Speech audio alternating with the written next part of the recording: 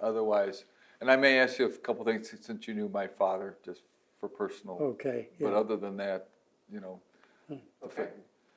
So, my name is Ed Clendenin. We're at the 2007 annual reunion of the 376 Bombardment Group Veterans Association.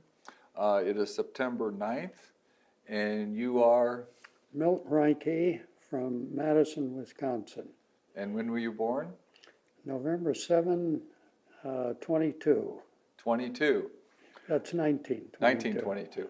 Not 18. Did you enlist or were you drafted? No, I enlisted. The way it came about, when the war broke out, I was in high school, December of 41, and we heard it driving in the car on the car radio that it appeared the Japanese had bombed Pearl Harbor. Well, my mother was in the car, and of course her greatest concern was for my brother and I that we not leave school and enlist. My brother was in aeronautical engineering at the University of Cincinnati. So, and I was still a senior in high school, that she extracted that promise before we got to where we were going. So I felt obligated not to leave school. Many did at the time. Many came back and said, you know, you got to be 18 to get in the Army, and they weren't accepted.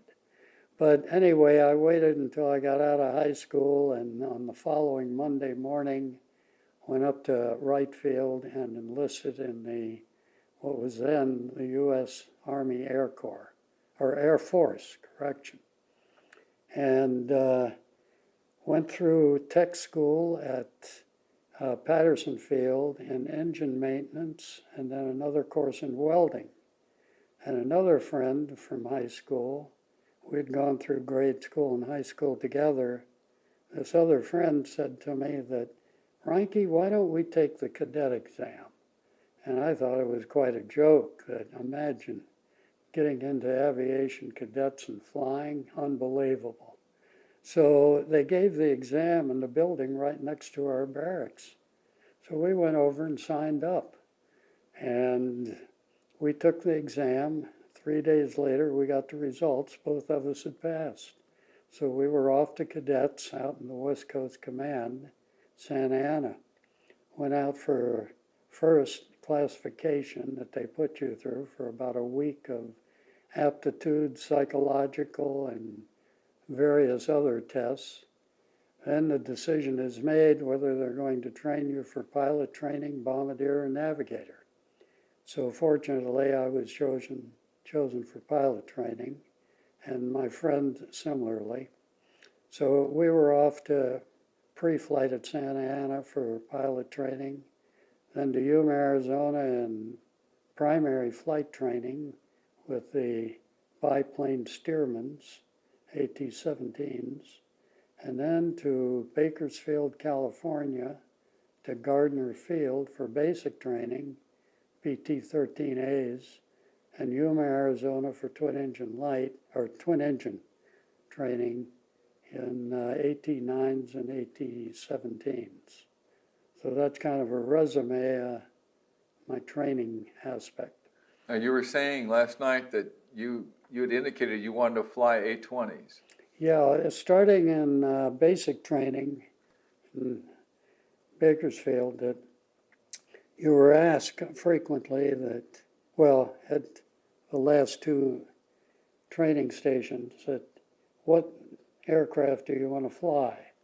Well, when we were up at Wright-Patterson Fields, we'd go down on the line every night, and most of us fell in love with the A-20, twin-engine aircraft. That was the Havoc?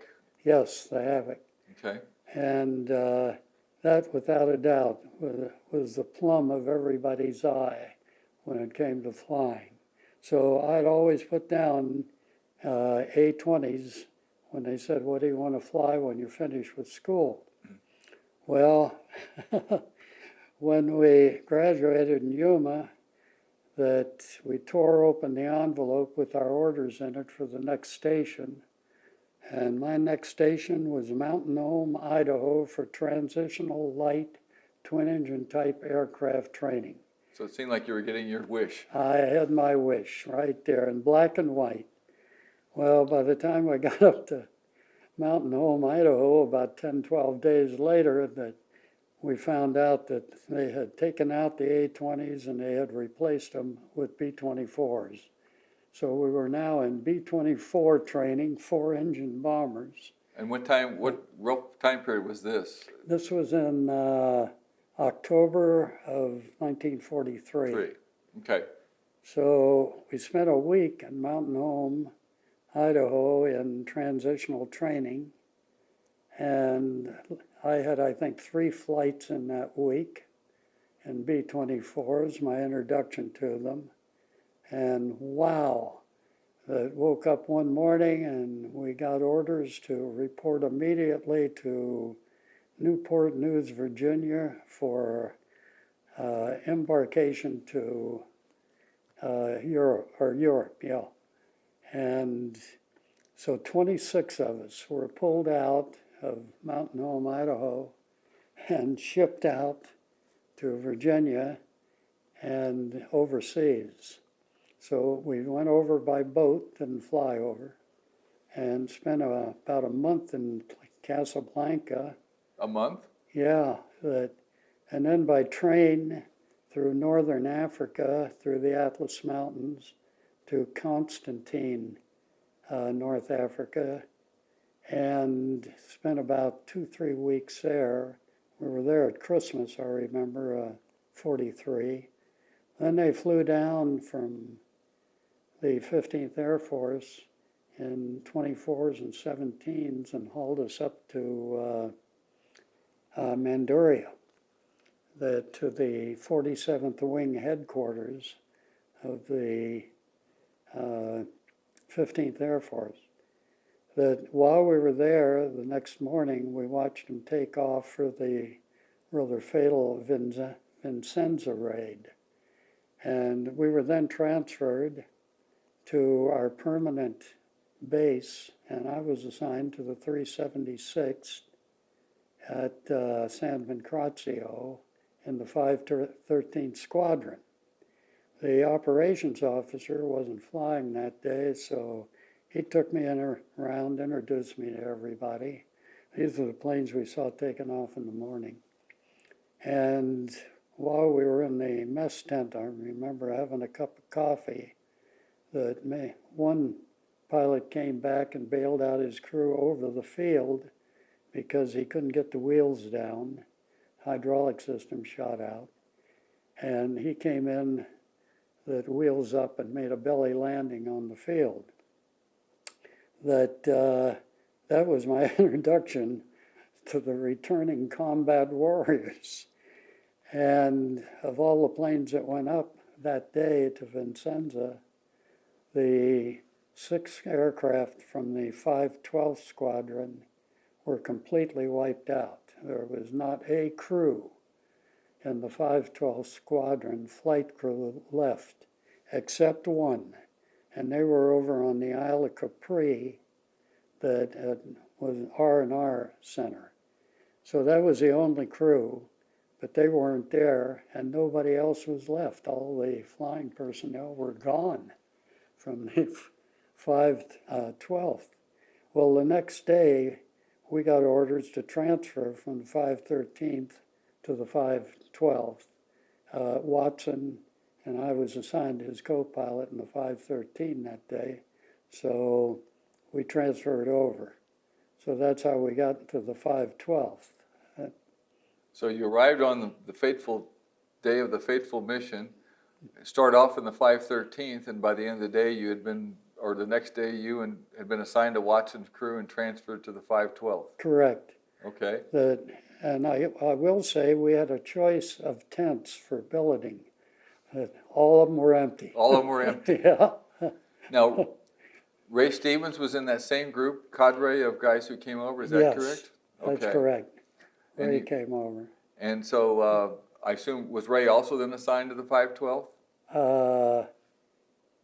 I don't recall if he was in the 512th Okay. or one of the other squadrons. Okay. Yeah, I don't remember. Now, the 376 stood down for about a month after that Vincennes mission. Yes. So you went through a whole month of training? Whole month of training exercises and practice bombing and formation flying and so forth. During that month, other crews were coming in from the States, and they were all assigned to the 512th because we only had a small cadre of people in the outfit at that time. So when they came in, they were assigned to the 512th and joined right into the training exercises the very next day. And since there were no planes, I assume the planes were trickling in also, the Yes. replacement planes. The replacement planes were coming in. Okay. There was a terrible accident on January 16th during your practice. Yes. Midair, I believe? Yes, midair.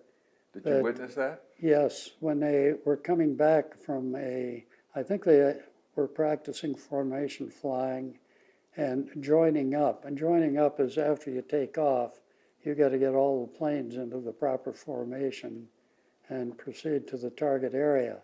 So there were practices in that. Coming back, the planes lined up in an echelon, one above and behind the other. And when they would come over the field, they would come down to about 50 feet above the field.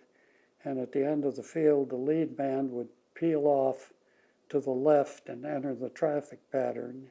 And then the next person would wait a few seconds and peel off and follow him into the traffic pattern. So that way they were all lining up, one after another, after coming off of flying over the field. And as they were flying over the end of the runway, I think number 3 aircraft in the echelon had gotten below where he should have been above the plane in front of him. And when he came up, his wing caught the tail and knocked the tail right off of the 24. The tail went up in the air and spinning and came down. And without a tail for control, the aircraft was just like a fallen leaf. It stood on its tail for a minute and slipped off on a wing and started coming down, going side to side, and hit the ground with a tremendous force. The entire aircraft disintegrated when it hit the ground. So it had forward momentum of about 180 at the time, forward momentum, and it had the momentum of dropping. So it was quite a tragedy. Of course, the tanks all burst and the 100-octane fuel spewed all over the place. Nobody alive in the aircraft when they hit. That killed them all. And it caught fire instantly, so nobody could approach it for quite a while. And the 50 calibers on the belts in the plane, they were going off, so nobody wanted to approach it. Sure. So the group started flying missions in early February? No, wait a minute. Yeah, I think it was early February. I think you're correct. Okay, Yeah. So did you start flying with Watson's crew missions of that? Yeah, I flew with Watson as a co-pilot during the entire time. Okay. Some of our first missions were ANZIO. ANZIO was having a tough time on the ground, and a lot of those missions were dropping fragmentation bombs. On the Germans? On the Germans. They're small bombs, and they splinter on going off, and the frags take out anything within the near vicinity of them. One of my classmates, Doug Smith, from Moab, Utah, he was a Mormon, and he went through all the pilot training with me in the States, got on the same order going overseas with me, wound up also in the same group. And Doug Smith was the first to be killed. But they came off of the target at Anzio. No one really knows what happened. But since there weren't any fighters around, we were right by the American lines, that when they peeled off after bombing on Anzio, they would turn and go back out over the Mediterranean and they would break up the formation. And Doug Smith's pilot, with Doug flying co-pilot, went out over the Mediterranean. That was the last anybody ever saw of them. Nobody knows to this day what happened or how. They did find remnants of the B-24 that several days later out in the Mediterranean, but nobody knows why they went down. Now, did you bomb Monte Cassino? No, You were not in this? no, our group never was involved in Monte Cassino. Most of that bombing was carried out at lower altitudes with B-25s out of Corsica or the Naples area. So along comes the fateful day of February 23rd. Bad day. Bad day. Now, this is personal interest. My dad's navigator substituted on Watson's crew that day. Robinson. How did Robinson end up on your? Can you tell us how he ended up on your plane? Well, we had a navigator who was way too old to be flying under combat conditions. He was a ripe old age of 28, and I felt very sorry for him. He was scared to death.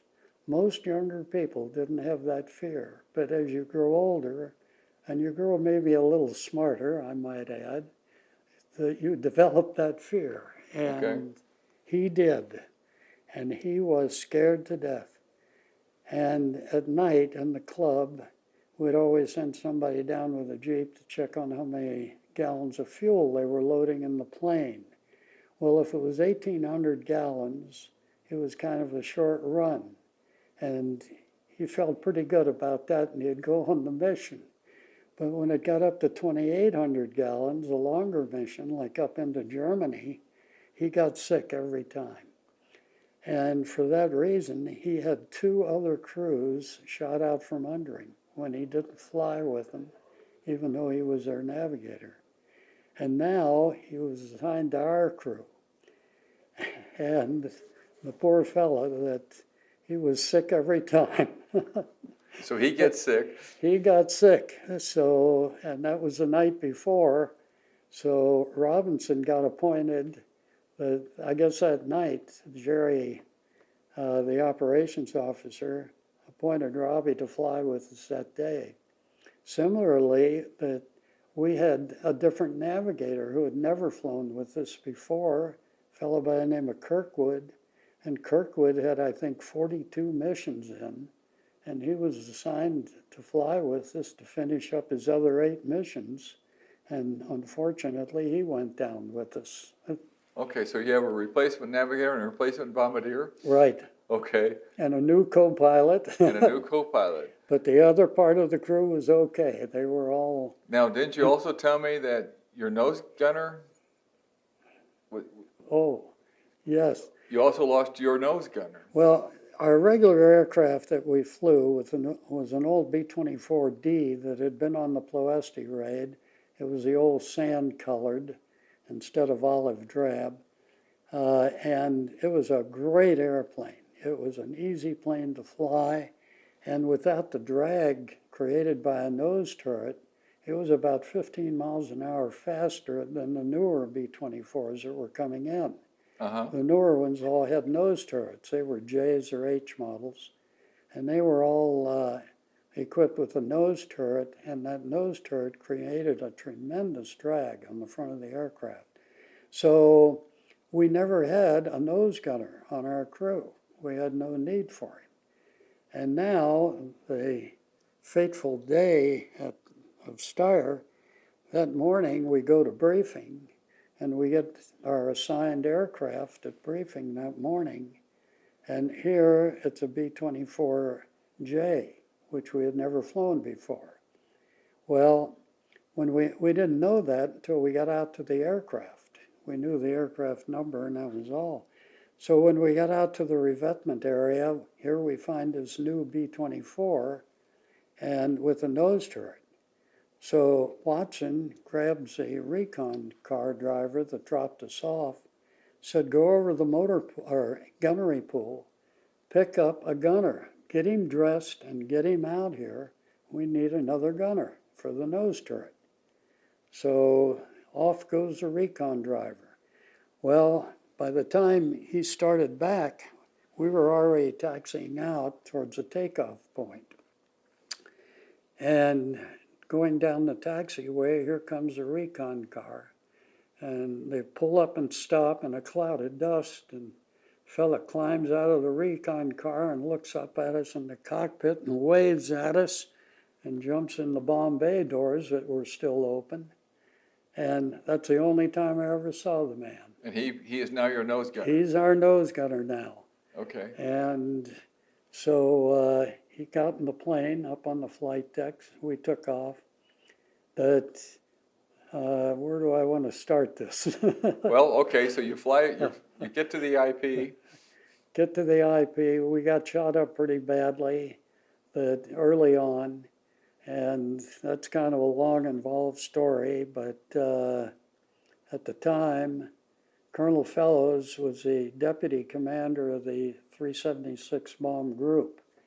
And he was lead on the mission that day with, I've forgotten who he was flying with.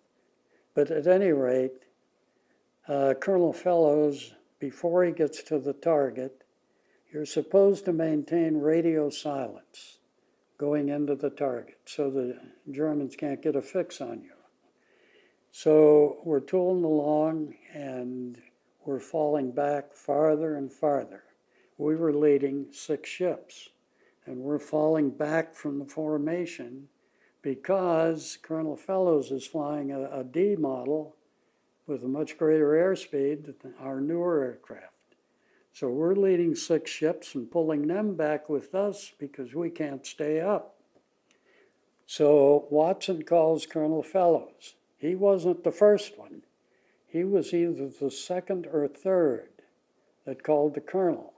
Now, each plane and pilot appears on a flimsy that you get at briefing in the morning, printed on tissue paper, which has the aircraft number on it, the pilot's name, and a few other critical information, where they are in the formation.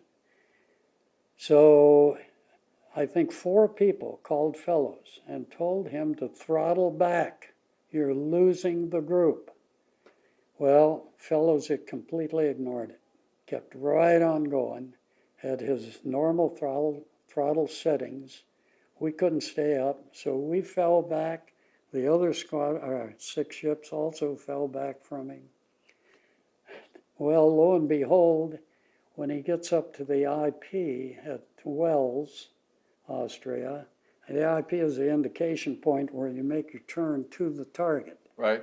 So at the IP, we're going at this time about, north about 340 degrees or so. And we make a turn to about 140 degrees to the right to head down to the target at Steyr. That when we make the turn, Colonel Fellows can now see, looking out the window as the aircraft turns, he can see the rest of his group back here. Now, when he makes a turn, Watson and I talked, well, you just cut across in front of him and join up with him. Well, when he makes a turn, he does a complete 360, so the other aircraft can catch up with him and get back into formation. Well, I'll tell you, that was a death sentence. The Jerry's were just waiting for that kind of maneuvering.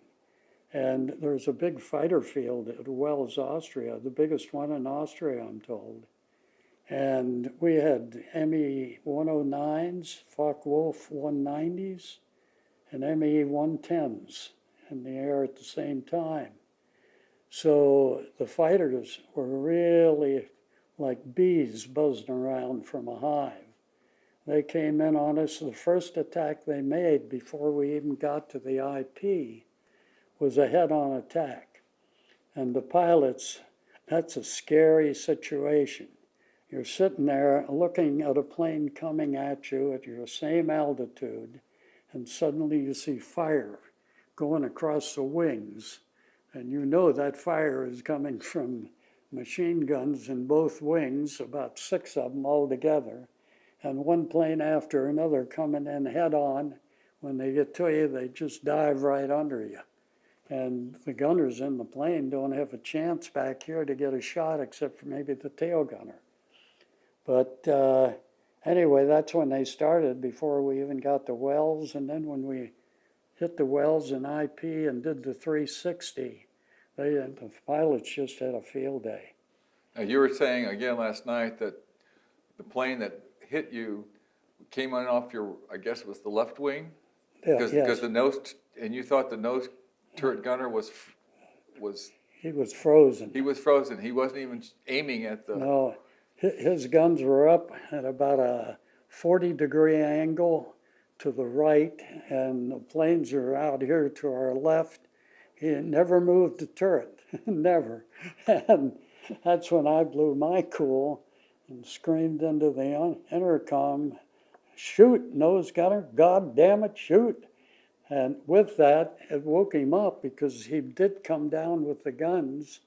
And we almost ran into an ME-210, and both Watson and I agreed that the pilot and the gunner behind him were dead when that plane went in front of us. Later on, we concluded from the German Luftwaffe reports that it was a major, the highest officer on that flight that day from the Luftwaffe, and he was killed that day. Was killed. So we assumed that he was the one in that plane. But the plane came down right in front of us, and of course we're going forward, and we almost ran into him. But the nose gunner is sitting there with the guns up here, and it was a dead shot. He couldn't miss him. When he did finally swing the guns, he was shooting, 100 feet behind him or better, you could see from the tracers. It sounds like he was scared. He was scared. I was too. Okay, so you're at the IP and you got fighters all over you. Did you actually did you still proceed on the bomb run? Yes. We went on the bomb run, and before we even got to the target, a number of aircraft went down. Lieutenant Chase was a good friend of mine. We used to go to town together all the time. He was in the diamond position behind us, and they called us on intercom and said he had fallen out of formation. But then he called us. Or you talked to Chase? Yeah, Watson did. That he said he's got an engine on fire and he's pulling out of the formation, and he was losing power, so he was falling back. And of course, that's a prime target from any German, because in a formation with 36 ships, I've never calculated how many guns are shooting at an aircraft coming in. But there is a nose turret that can swing over pretty far. There's an upper turret that can swing 90 degrees to the right. There's a waist gunner that can shoot 90 degrees to the left. And when they come by you, the tail gunner gets a shot. So multiply that by the number of planes, and you got a lot of guns shooting. So the Germans are looking for a straggler. They want a straggler because that limits the number of guns. Okay, so now you're in the formation, and some planes go down, but you complete the bomb run? Right. We went on the bomb run. We dropped the bombs on the target, and a number of them did. Some of them went down before that, and some of them salvoed their bombs before they got to the target area. So we dropped on the target and kept going. Now, after we came off the target, the briefing plan was to fly to the east and make a big, slow turn heading south. So we flew to the east quite a ways in this big, slow turn to keep the formation still together. The fighters are there. Let me add, in the beginning, P-38s were our only fighter escorts. They did not have the range, or for that matter, the firepower of a P-51 or a P-47. But the P-38s is all we had for fighters at the time. One flight of the P-38s would go up near the target with us, but they didn't have enough fuel to go all the way to the target area and back. So before they got even to, 100 miles maybe south of Wells, the other fighters dropped off and turned back to Italy. Meanwhile, back in Italy, there's another flight of fighters that has already taken off of P-38s to meet us on our return. And they met us north of Graz, Okay. Austria. And our loop, not loop, but our big sweeping turn took us north of Graz, Austria. And by that time, the P-38s had joined us and the German fighters left. Okay. But at any rate, we had fighters and we had flak, both. And I don't know which did the most damage. During the war, statistically, flak took about half of the planes, fighters took about the other half. We always figured fighters were much more accurate and could bring you down a lot more easily. So you're off of the target. You're now in formation, joined up by P-38s. But you were also telling me that you and Watson were both standing on the rudder. Were we ever? First of all, when we got one engine, number 3 engine, got shot out, we didn't want to feather it because, again, as soon as a Jerry's German Luftwaffe would see a feathered engine, that would be a favorite target. So we didn't feather the engine. Now, on B-24s, the feathering mechanism is by oil, and contrary to the B-17, which has an electric mechanism to feather the props. But at any rate, we didn't feather it. When we got around to trying to feather it, we couldn't. The thing wouldn't feather. Feathering is where the blades of the aircraft on a dead engine windmill because the air is hitting the prop and turning the propeller, and it creates the equivalent drag of taking an 8x8 door and holding it up while you're flying. There's a lot of drag in a windmilling engine. So with the engine windmilling, that the aircraft was yawed because we have 2 engines on the left still functioning in the beginning and pulling power, and only 1 engine on the right with another engine dragged because of the windmilling. So Watson and I are both literally standing and pushing on the left rudder pedal with both feet on that rudder pedal, pushing. I'll never forget it because I've never in my life had to work harder than I did for about 20 minutes or so. And it was kind of funny because the ambient air temperature at that time was about 45 below zero. Normally, you lose 3 degrees of Fahrenheit per 1,000 feet. Well, we're down to about 40 below zero, and we're sitting up there cold as can be, and sweat is running off of us, literally. I could not see because it got into my eyes, and I was perspiring that hard at that temperature, and I couldn't believe anybody could do that. But it was physical exertion. And both Watson and I, a number of times I thought to myself, I can't hold this. I can't do it. Physically, I can't. And I'd start to let up a little on the on the rudder pedal with both feet. And Watson would yell. Get back on the... He knew what I was doing. And I knew I can't let go of this because the drag would have just pulled us around. So when did, I assume then Watson decided that you had to get out of the plane? Yeah, well, that came about very suddenly. That what we were trying to do is get to Yugoslavia. If we could get to Yugoslavia, there was a high probability that we could hook up with either Mihailovich or Tito's, the Patriot forces in Yugoslavia. Now, these 2 groups did not see eye to eye. They hated one another. They killed one another every opportunity they had. But by the same token, they hated the Germans more.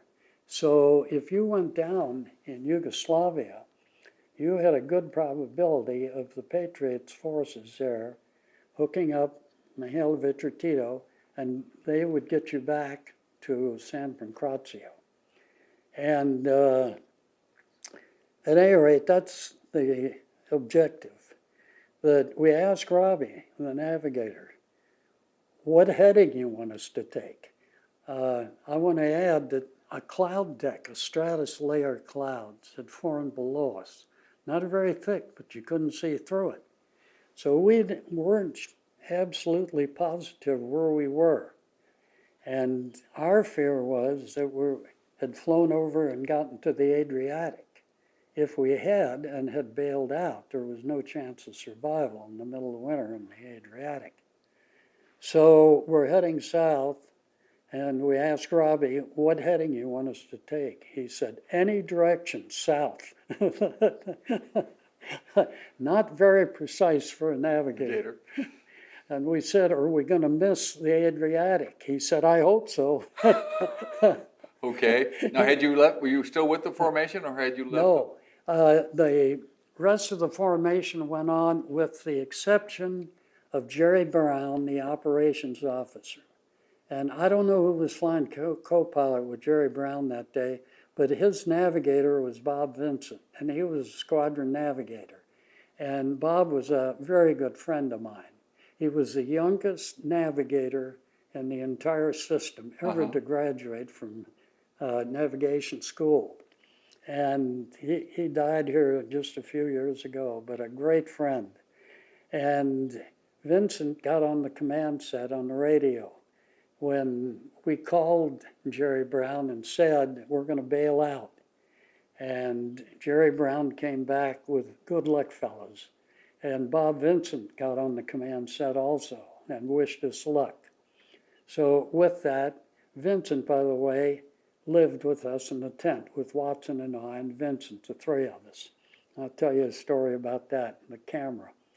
At any rate, Bob Vincent wished us well, and so did Jerry Brown.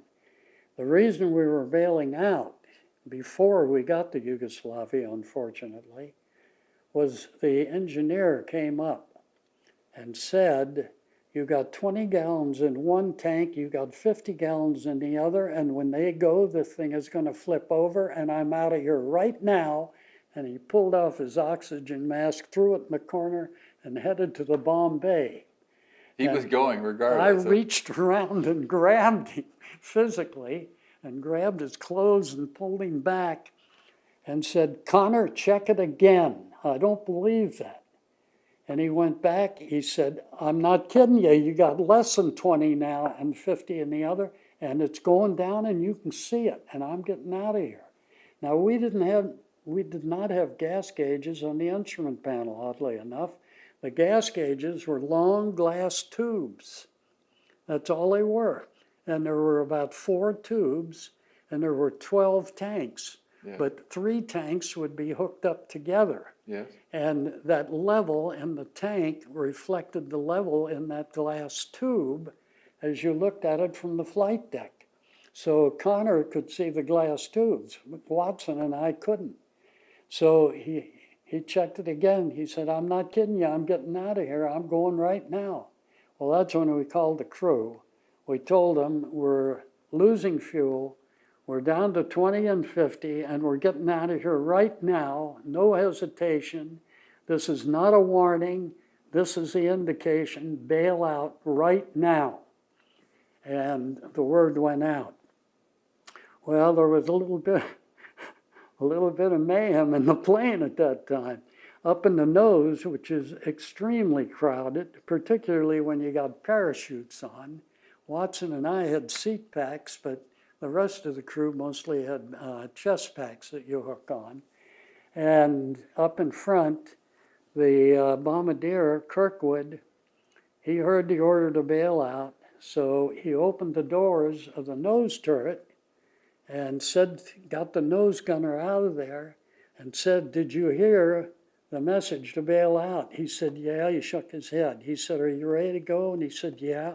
And he put the chute on him because the chute, he can't wear it in the turret. So it was sitting there. Put the chute on him. He went over and pulled the handles, which opened the door for the nose wheel, and that's where you bail out from the tricycle nose gear. So he went over and he said, are you okay? And the kid shook his head, and Kirkwood bailed out.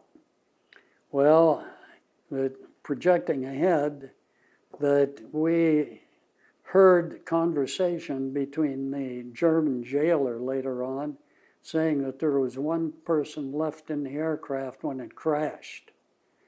And we figured up it could only have been the nose gunner.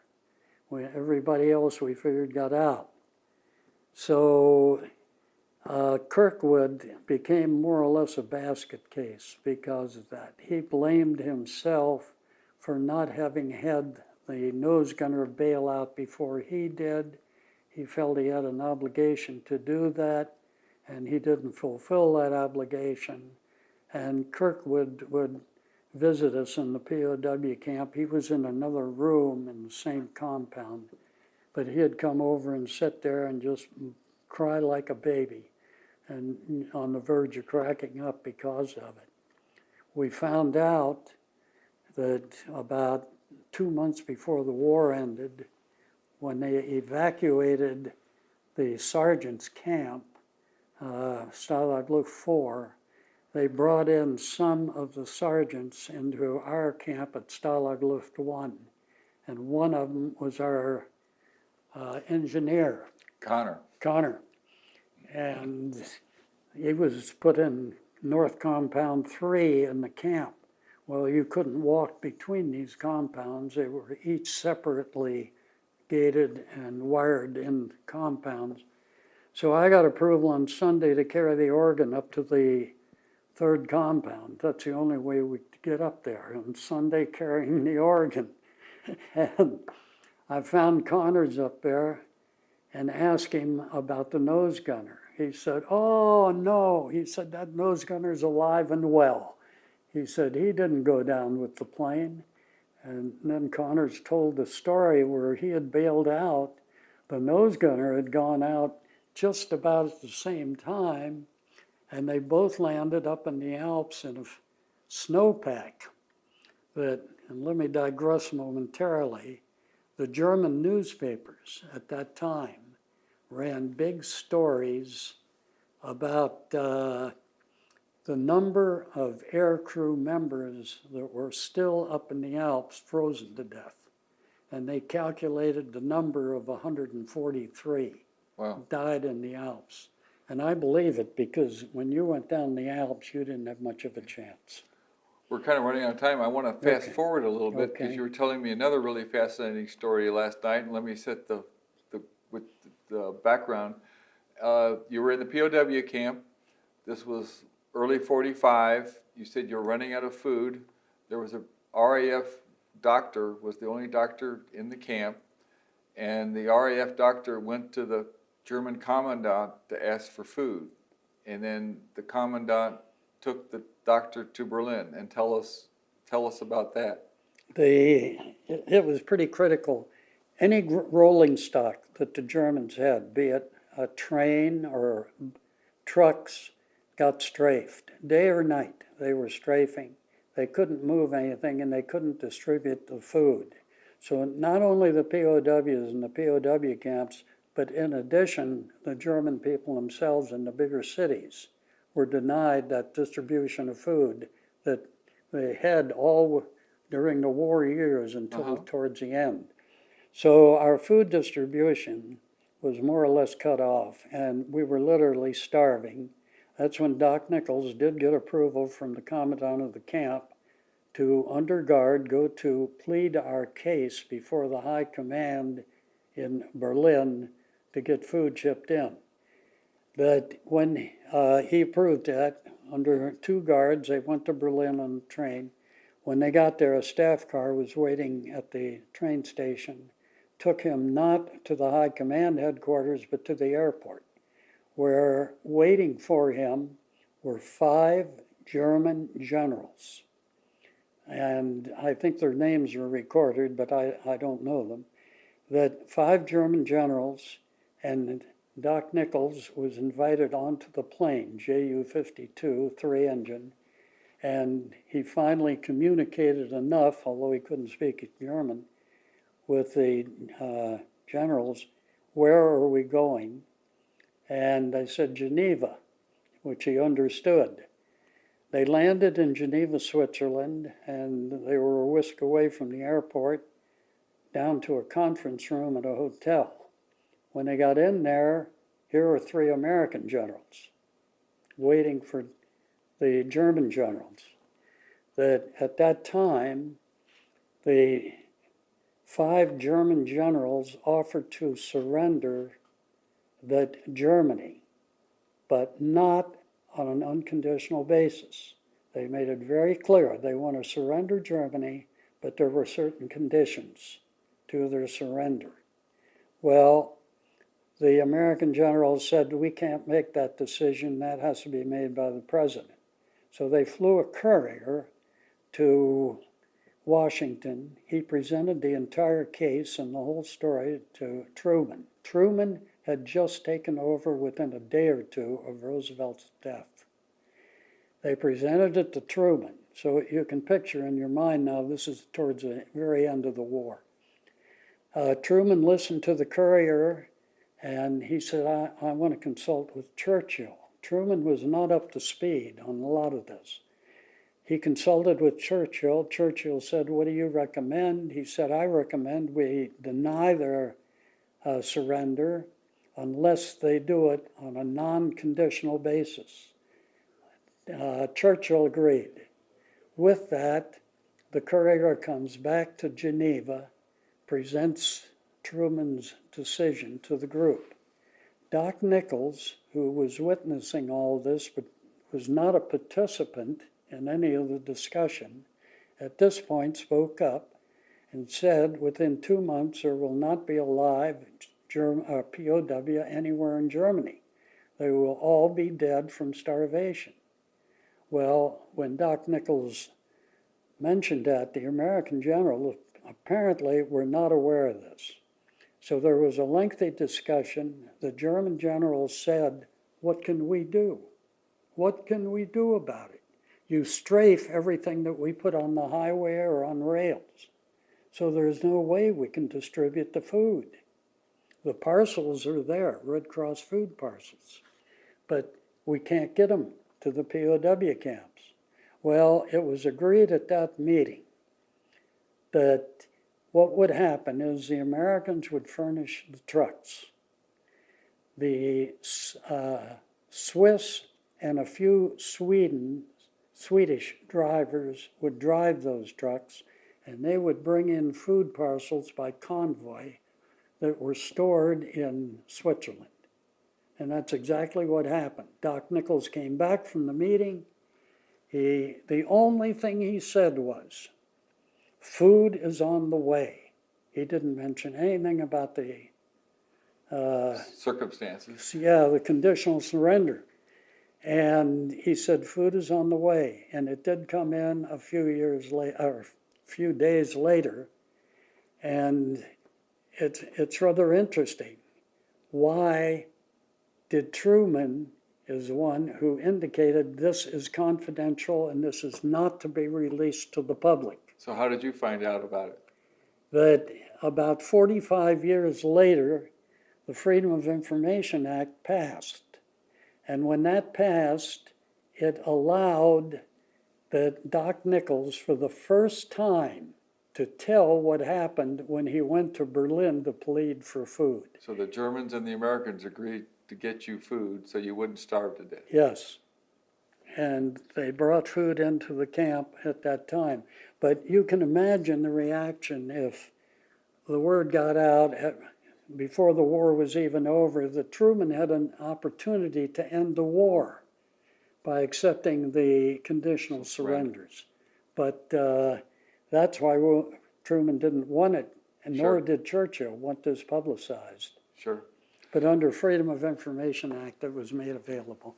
Well, I'm sorry. I mean, these stories, we ran out of time, but this is very interesting stuff I had not heard before, and especially about since Robbie was my dad's navigator. Yes. So I appreciate the time you took. I wish we had more time to go on, but I certainly appreciate your. Any last minute words you want to say?